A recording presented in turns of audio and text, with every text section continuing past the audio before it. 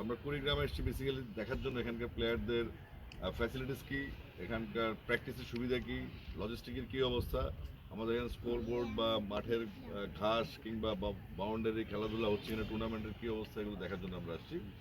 আরও আসছি যে আমরা এখানকে কুড়িগ্রামের এই যে মাঠটা, এটাকে কিভাবে সর্বোত্তম ইউটিলাইজ করা যায় বা অন্যান্য কোনো মাঠ আছে কিনা, যেহেতু আমাদের ন্যাশনাল লেভেলে এজ গ্রুপে প্রায় 6 থেকে 7টা টুর্নামেন্ট হবে ন্যাশনালি, তো সেটার একটা প্রক্রিয়া চলছে এবং প্রাইম ব্যাংক স্কুল টুর্নামেন্ট শুরু হবে খুব দ্রুত।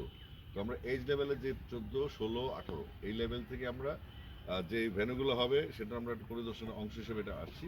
পাশাপাশি আমাদের ক্রিকেটারদের প্র্যাকটিস করার জন্য নেট ফ্যাসিলিটিস, রোলার, তারপর তাদের জিম ফ্যাসিলিটিস, তাদের যে টার্ফের ইস্যুসগুলো আছে, রোলারের ইস্যু আছে, তো সব ড্রেসিং রুমের ইস্যু আছে, সব কিছু মিলিয়ে আমরা একটা পর্যবেক্ষণে আসছি এবং আমরা খুব র্যাপিড অ্যাকশনে যাওয়ার জন্য বেসিক্যালি এই সার্ভেগুলো করছি। আমরা চাইবো যে আমাদের তরুণ প্রজন্ম যারা আসছে, আপকামিং প্রজন্ম যারা আসছে, তাদের জন্য ক্রিকেট খেলা নিশ্চিত করা এবং সর্বোচ্চভাবে বাংলাদেশের সব লেভেলে, যেমন মাদ্রাসা বলেন, আপনি ইংলিশ মিডিয়াম স্কুল বলেন, রেগুলার স্কুল যারা আছে, সবার মধ্যে ক্রিকেটটাকে ছড়িয়ে দিতে এবং ক্রিকেটের অংশগ্রহণ নিশ্চিত করার জন্য কী কী প্রয়োজন, তাদের কী কী সমস্যা কোথায় আছে সেটা আমরা আইডেন্টিফাই করার জন্য আসছি। এবং এখানে জেলা ক্রীড়া সংস্থার যারা অ্যাডক কমিটির সদস্য আছেন, আমাদের সম্মানিত প্রতিনিধি জেলা প্রশাসক মহোদয় আছেন জেনারেল, তো তিনিও আছেন। আমরা এটা নিয়ে মত বিনিময় করবো একটু পরে।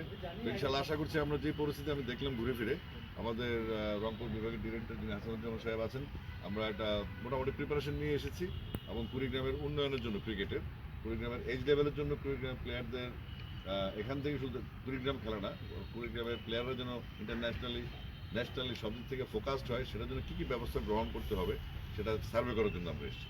আর আমাদের বিসিবির টোটাল রোডম্যাপ প্ল্যান হচ্ছে আমরা 8 মাস আমাদের খেলোয়াড়দেরকে মাঠে রাখতে চাই, তাদের কী কী ফ্যাসিলিটি সেটা নিশ্চিত করতে চাই এবং তাদের খেলার সুবিধার্থে তাদের টুর্নামেন্টে অতিরিক্ত ম্যাচ যেন খেলতে পারে। 2-3টে ম্যাচের জন্য সারা বছর প্র্যাকটিস করে, যেটা তাদের জন্য সাফিসিয়েন্ট না। আমরা চাচ্ছি যে তারা যেন 15টা থেকে 22টা ম্যাচ তারা খেলতে পারে রাউন্ড দ্য ইয়ার এবং তারা যেন 8 মাস ক্রিকেটের মধ্যে থাকে, ক্রিকেট থেকে বিচ্যুত না হয়। সেজন্য আমরা আন্ডার-19-এর যে প্রসিডিউরগুলো আছে সেগুলো আমরা যথাযথভাবে মেনটেন করবো।